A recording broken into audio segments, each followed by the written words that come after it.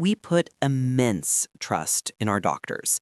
They are the guardians of our health, the interpreters of confusing symptoms, and the guides through the complex maze of medical decisions. But sometimes, even with the most compassionate doctor, there are conversations that feel difficult. Topics we shy away from, questions we're fatigue, or a subtle change in your balance only to hear or tell yourself, oh, it's just old age. It's easy to dismiss new symptoms as an inevitable part of growing older, but sometimes these normal signs of aging are actually quiet clues to an underlying condition that is treatable. Why it's scary to ask? You don't want to sound like a hypochondriac. You don't want to waste your doctor's time with what might be minor complaints. You might even be afraid of getting a serious diagnosis, so it's easier to ignore.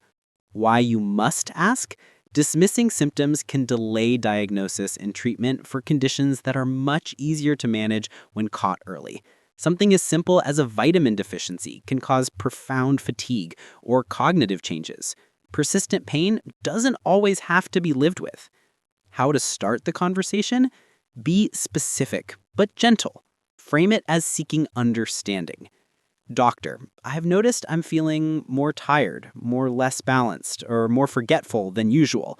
I know some things change with age, but I'm wondering if we should explore if there's anything specific contributing to this.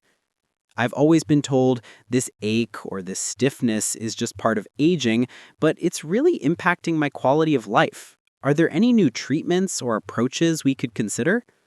Pro tip: keep a small journal for a week or two, noting when the symptom occurs, how long it lasts, and what makes it better or worse. This concrete information is invaluable to your doctor. You are not being a bother. You are advocating for your own well-being. Conversation number 3. What should I be doing to protect my brain health? This is perhaps one of the most feared topics for many seniors, the health of their memory and cognitive function. The fear of dementia or Alzheimer's can be paralyzing, often leading people to avoid the conversation altogether. You might notice small lapses, forgetting a name, misplacing keys more often, and panic internally. But instead of bringing it up, you sweep it under the rug, hoping it will go away. Why it's scary to ask? The fear of a diagnosis is immense. You might worry about your independence, your future, or becoming a burden. It's easier to live in denial than to face the unknown. Why you must ask? The earlier you have this conversation, the better. While there's no magic cure for every form of cognitive decline, there are many things you can do to support your brain health, manage risk factors, and even address reversible causes of memory issues, like certain vitamin deficiencies or sleep problems. Having a plan brings peace of mind. How to start the conversation? Focus on proactive measures and seeking guidance. Doctor, I'm thinking about my long-term brain health, and I want to be proactive. What are the best things I can be doing right now to support my memory and cognitive function? I've noticed I'm a bit more forgetful or slow at recalling words sometimes. I'm not overly concerned, but I'd like to understand what's normal and what steps I can take to keep my brain sharp. Pro tip: ask about specific lifestyle factors like diet, like the Mediterranean diet, exercise, social engagement, and continuous learning. Your doctor can offer personalized advice or even suggest cognitive screenings if appropriate. This conversation is not about confirming your fears. It's about empowering you with knowledge and a plan. Conversation number 4. What is my end-of-life plan, and what does a good death mean to me? This is arguably the most difficult conversation of all. We are programmed to avoid talking about death, to see it as a failure or a grim topic that ruins the mood. But ignoring it doesn't make it go away. Talking about end-of-life wishes feels uncomfortable, maybe even morbid. You might worry about upsetting your family or your doctor, or even feeling like you're giving up. Why it's scary to ask? It forces you to confront your own mortality. It brings up difficult emotions for everyone involved. Why you must ask?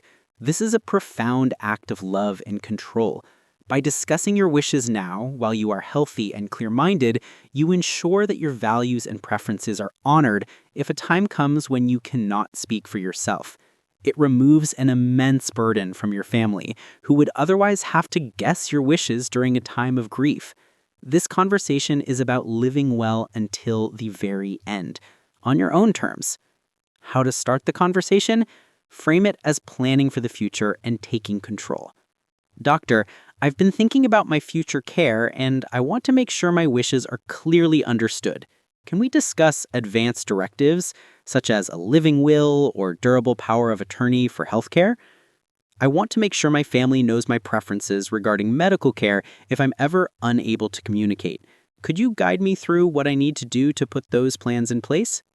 Pro tip: explain that this isn't about dying, it's about living fully and peacefully, knowing your affairs are in order.